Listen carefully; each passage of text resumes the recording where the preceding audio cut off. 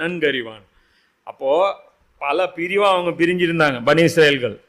அவங்க போய் என்ன சொல்கிறாங்க தங்களுடைய சாமுவேல் நபிகிட்ட, இப்போ நாங்கள் ஒரே தலைமையின் கீழ் நின்று சண்டை போடுறோம், எங்களை ஒன்றாக்குங்கன்னு. இது முதல்ல பண்ணணும். அதுக்கப்புறம்தான் இஸ்ரேலோடவோ நேட்டோவோடவோ முஸ்லீம்கள் சண்டை போட்டாங்கன்னா ஜெயிப்பதற்கு வாய்ப்பு இருக்குது.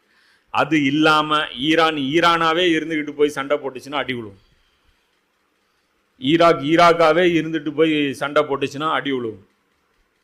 சவுதியாவே இருந்துட்டு போய் சண்டை போட்டுச்சுன்னா அடி விழுவும். இவங்க எல்லாரும் சேர்ந்து ஒரு நேட்டோ மாதிரியான ஒரு கூட்டணி போட்டுட்டு போனாங்கன்னா அடி விழுவாது.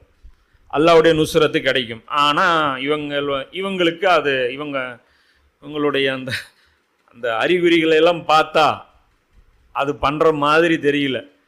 பார்த்தா செமத்தியாக வாங்க போகிறது மாதிரி தான் இவங்களுடைய நடவடிக்கைகள் இருக்குது. இவங்களுடைய டீலிங்ஸும் வேறு மாதிரியான ஒரு இதில் தான் போய்